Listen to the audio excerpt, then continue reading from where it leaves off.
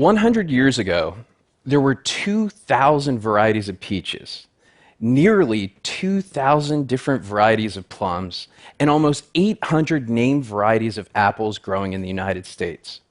Today, only a fraction of those remain, and what is left is threatened by industrialization of agriculture, disease, and climate change.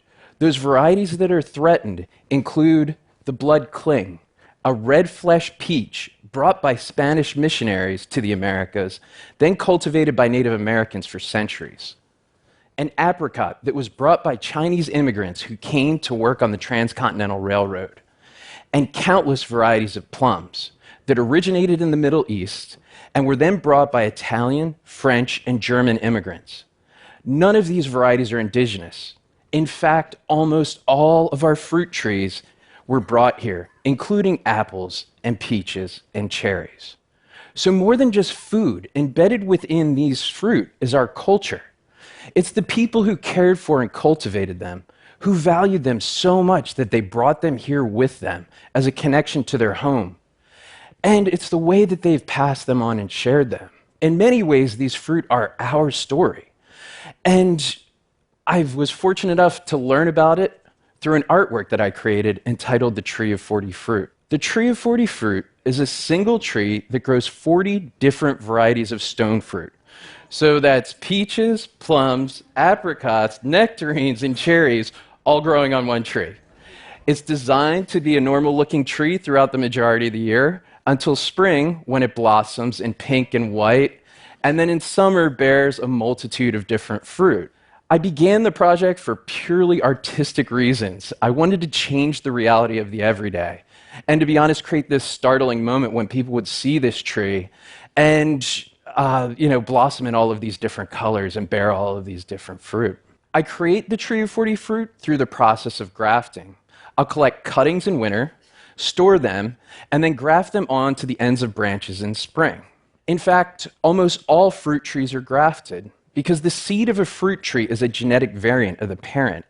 So that when we find a variety that we really like, the way that we propagate it is by taking a cutting off of one tree and putting it onto another, which is kind of crazy to think that every single Macintosh apple came from one tree that's been grafted over and over from generation to generation. But it also means that fruit trees can't be preserved by seed. I've known about grafting as long as I can remember. My great-grandfather made a living grafting peach orchards in southeastern Pennsylvania. And although I never met him, anytime anyone would mention his name, they were quick to note that he knew how to graft as if he had a magical or mystical capability. I decided on the number 40 for the Tree of 40 Fruit because it's found throughout Western religion as not the quantifiable dozen and not the infinite, but a number that's beyond counting. It's a bounty or a multitude. But the problem was that when I started, I couldn't find 40 different varieties of these fruit. And this is despite the fact that I live in New York State, which a century ago was one of the leading producers of these fruit. So as they were tearing out research orchards and old vintage orchards, I would collect branches off them and graft them onto trees in my nursery. So this is what the Tree of 40 Fruit looked like when they're first planted, and this is what they look like 6 years later. This is definitely not a sport of immediate gratification. It takes a year to know if a graft has succeeded. It takes 2 to 3 years to know if it produces fruit, and it takes up to 8 years to create just one of the trees. Each of the varieties grafted to the Tree of 40 Fruit has a slightly different form and a slightly different color. And I realized that by creating a timeline of when all these blossomed in relationship to each other, I can essentially shape or design how the tree appears during spring. And this is how they appear during summer. They produce fruit from June through September. First is cherries, then apricots, Asian plums, nectarines, and peaches, and I think I forgot one in there somewhere. Although it's an artwork that exists outside of the gallery, as the project continues, it's been conservation by way of the art world. As I've been asked to create these in different locations, what I'll do is I'll research varieties that originated or were historically grown in that area. I'll source them locally and graft them to the tree so that it becomes an agricultural history of the area where they're located. And then the project got picked up online, which was horrifying and humbling. The horrifying part was all of the tattoos that I saw of images of the tree of 40 fruit, which I was like, why would you do that to your body? And the humbling part was all of the requests that I received from pastors, from rabbis, and priests who asked to use the tree as a central part within their service. And then it became a meme. And the answer to that question is, I hope not. Like all good memes, this led to an interview on NPR's Weekend Edition. And as a college professor, I thought I peaked. Like that was the pinnacle of my career. But you never know who's listening to NPR. And several weeks after the NPR interview, I received an email from the Department of Defense. The Defense Advanced Research Project Administration invited me to come talk about innovation and creativity. And it's a conversation that quickly shifted to a discussion of food security. You see, our national security is dependent upon our food security. Now that we've created these monocultures that only grow a few varieties of each crop, if something happens to just one of those varieties, it can have a dramatic impact upon our food supply.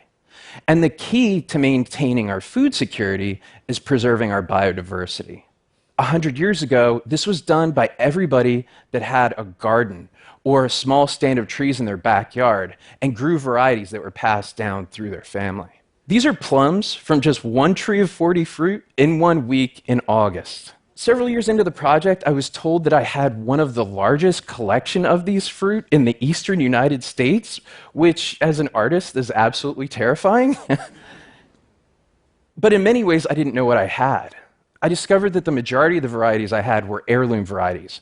So those that were grown before 1945, which is seen as the dawn of the industrialization of agriculture. Several of the varieties dated back thousands and thousands of years. And finding out how rare they were, I became obsessed with trying to preserve them.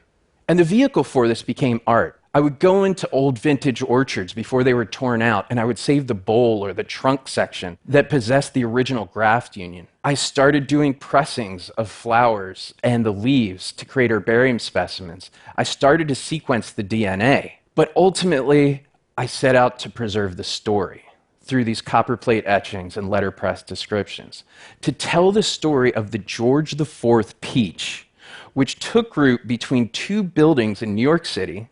Someone walks by, tastes it.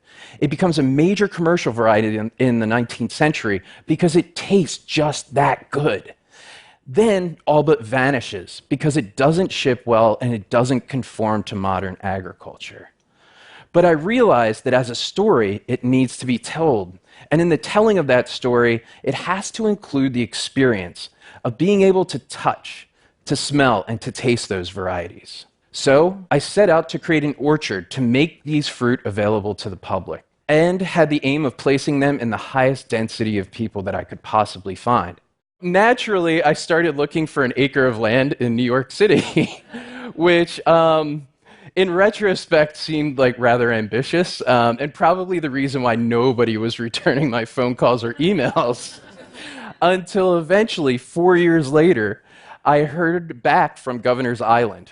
So Governor's Island is a former naval base that was given to the city of New York in 2000. And it opened up all of this land just a 5-minute ferry ride from New York. And they invited me to create a project that we're calling the Open Orchard that'll bring back fruit varieties that haven't been grown in New York for over a century. Currently in progress, the Open Orchard will be 50 multi-grafted trees that possess 200 heirloom and antique fruit varieties. So these are varieties that originated or were historically grown in the region. Varieties like the early strawberry apple, which originated on 13th Street and 3rd Avenue. Since a fruit tree can't be preserved by seed, the Open Orchard will act like a living gene bank or an archive of these fruit. Like the tree of 40 fruit, it'll be experiential. It'll also be symbolic. Most importantly, it's going to invite people to participate in conservation and to learn more about their food. Through the Tree of 40 Fruit, I've received thousands and thousands of emails from people asking basic questions about how do you plant a tree?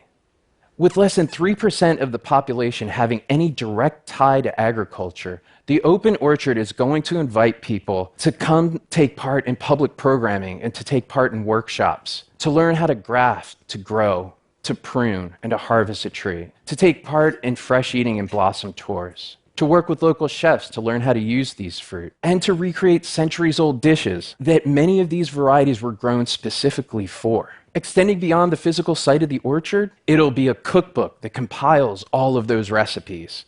It'll be a field guide that talks about the characteristics and trait of those fruit, their origin and their story. Growing up on a farm, I thought I understood agriculture, and I didn't want anything to do with it. So I became an artist.